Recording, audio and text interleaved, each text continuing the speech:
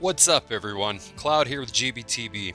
Recently, I was given the opportunity to check out the latest installment in the Pathfinder series, Wrath of the Righteous, from Owlcat Games. This follow-up from 2018's release, Kingmaker, drops players into another grand adventure that originated from the popular tabletop game, along with a flood of deep and fairly complex gameplay mechanics that'll probably intimidate most at first glance, especially if you're unfamiliar with tabletop rules and concepts. Thankfully, there's a number of systems at hand that'll ease the experience if players choose to.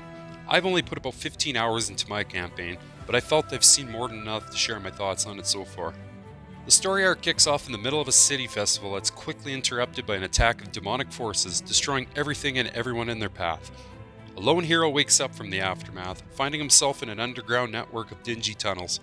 From here, players slowly begin their adventure into an expansive story of good versus evil, along with a ton of side stories along the way. Like any tabletop game, first priority is building your character and fellow party members.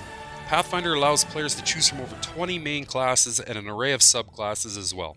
It's an impressive feat, to be honest, allowing players to really dive deep into what and how they wish to play. On-screen character sheets display each character's base stats as well, which can also have points allocated into them while leveling up. Each class also carries their own set of abilities and spells to utilize. You can honestly spend hours creating your party if you wanted to. Now, there's no question that a steep learning curve is present with the Pathfinder games. If you've played other RPGs like Pillars of Eternity or Baldur's Gate, you'll find some aspects quite familiar, especially regarding the gameplay. Thankfully, the difficulty slider, which I should add can be changed at any time during your adventure, is really well balanced and can ease the experience for newcomers, or cater to those choosing a more intense, challenging playthrough. The gameplay aspects themselves are a mix of exploration, combat, and an overwhelming amount of dialogue. Traversing the ruined city districts throughout the first act provided some pretty badass sights within its war-torn cityscapes. I did experience multiple frame drops and noticed some sluggish performance ticks when I was in congested areas, but the majority were quite brief and never really altered my experience. Players can alter the combat system to their preference as well. Real-time pause and a turn-based mode are present. It can be changed at any time. Hotkeys for abilities and spells are easy and accessible on the screen too. So far, I haven't seen a huge variety in enemy types, but I'm sure there's more further into the story. In typical dungeon crawler fashion, there's no shortage of items to be looted either. Searching through chests, bookshelves, and downed enemies usually provided treasure, and the odd book or note that delivered fragments of lore tying into the Pathfinder universe.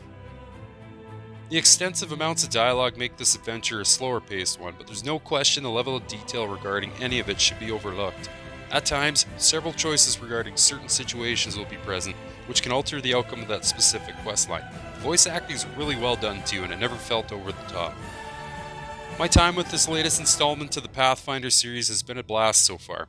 I've been told a number of other gameplay systems present themselves further in, including some prestige classes and the ability to control your own army. As a fan of old school RPGs, I can say this one will definitely satisfy anyone looking for that classic dungeon crawler experience. Those unfamiliar with the genre may feel intimidated by the deeper mechanics at first, but like I mentioned earlier, the developers implemented a few options that will definitely make things a lot easier to learn. I'm looking forward to progressing more, and I'll update everybody on my final thoughts soon enough.